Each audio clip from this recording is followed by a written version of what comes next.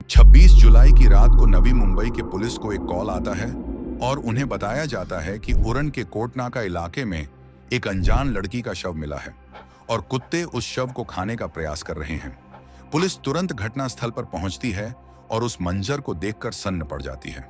वह एक ऐसा दृश्य था जिसे देखकर किसी का भी दिल दहल जाएगा, क्योंकि उस लड़की के शव के आसपास बहुत ज्यादा खून था और उस पर धारदार चाकू से वार किए गए थे।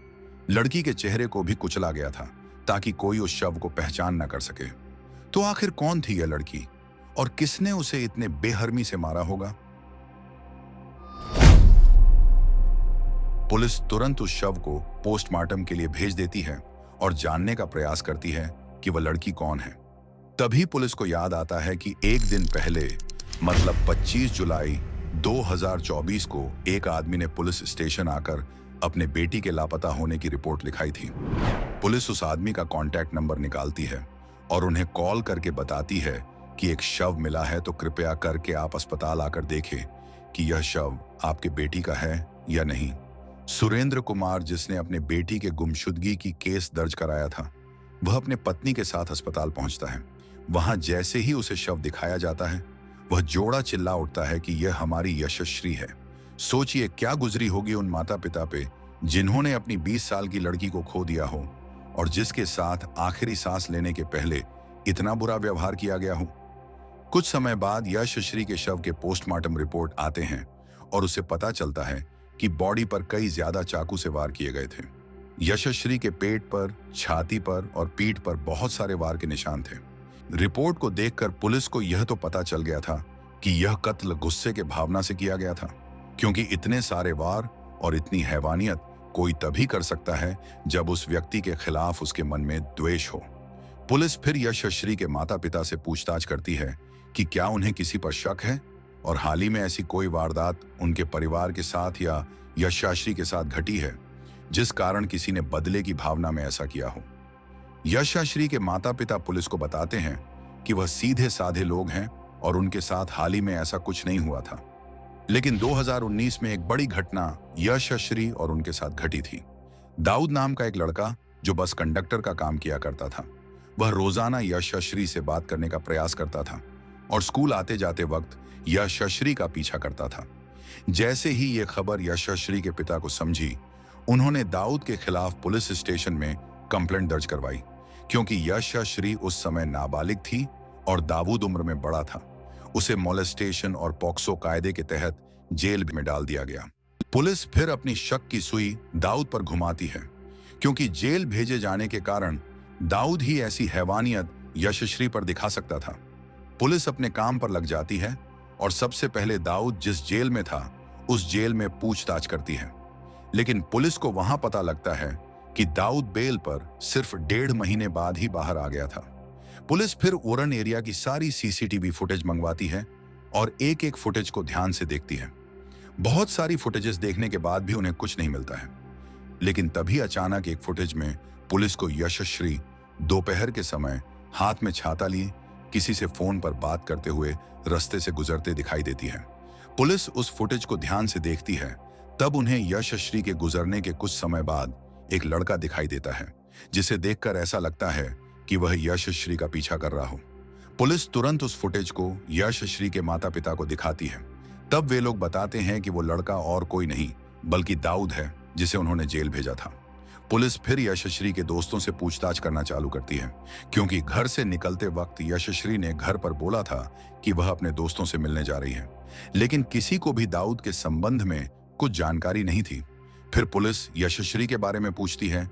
तब एक दोस्त बताता है कि घटना के एक दिन पहले यशस्वी ने उसे कॉल किया था और बताया कि वह एक लड़के से मिलने जा रही है, लेकिन उसे मिलने से उसे डर लग रहा है।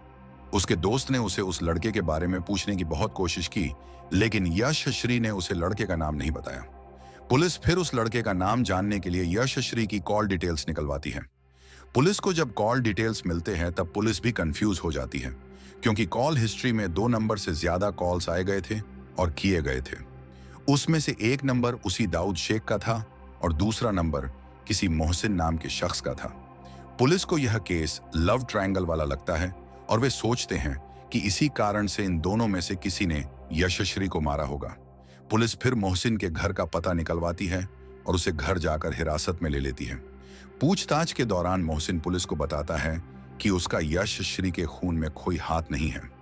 आगे वह बताता है कि जब दाऊद और यशश्री का झगड़ा होता था तब यशश्री दाऊद का नंबर ब्लॉक कर देती थी, इसलिए दाऊद मोहसिन के फोन से यशश्री को कॉल किया करता था। मोहसिन दाऊद के बारे में सारी जानकारी पुलिस को दे देता है। पुलिस को मोहसिन के बातों से यह तो पता चल गया था कि दाऊद ने ही यशश्री को मारा है। पुलिस फिर तुरंत दाऊद को उरन इलाके के ढूंढती है, लेकिन वह कहीं नहीं मिलता है।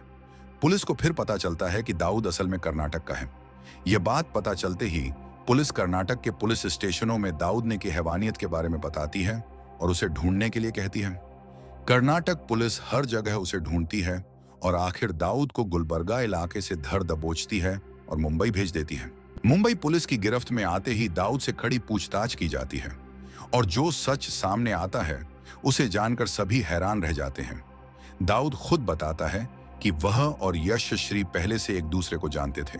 जेल से छूटने के बाद दोनों ने फिर से संपर्क करना शुरू किया था।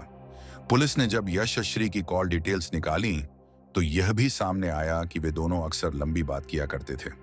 दाऊद बताता है कि यशश्री ने उसके नाम का टैटू भी अपने सीने पर बनवाया था। वह यशश्री से बहुत प्यार करता था और उससे शादी करना चाहता था, लेकिन यशश्री बार बार शादी से इनकार करती रही। इस बात से परेशान होकर दाऊद ने उसे शादी के लिए दबाव डालना शुरू कर दिया, लेकिन यशश्री ने फिर भी मना कर दिया। फिर दाऊद ने एक नया तरीका अपनाया। वह यशश्री को धमकी देने लगा कि अगर वह शादी के लिए तैयार नहीं हुई तो वह उसके प्राइवेट फोटो लीक कर देगा। दाऊद के मुताबिक उसके पास यशश्री के कुछ निजी फोटो थे जिन्हें वह ब्लैकमेल करने के लिए इस्तेमाल कर रहा था। यशश्री ने यह सब खत्म करने का फैसला लिया और 26 जुलाई को आखिरी बार दाऊद से मिलने गई, लेकिन वहां जाने के बाद दाऊद ने फिर से शादी के लिए उसे मनाना शुरू किया। इस बार उसके मन में कुछ और ही था। वह अपने साथ एक चाकू लेकर आया था। उसके इरादा यह था कि अगर यशश्री ने इस बार शादी करने से इनकार किया तो वह उसको मार डालेगा। और वहीं हुआ। जैसे ही यशश्री ने शादी से इनकार किया, वह गुस्से से आग बबूला हो गया और बिना सोचे समझे यशश्री पर चाकू से अनगिनत वार करने चालू किए।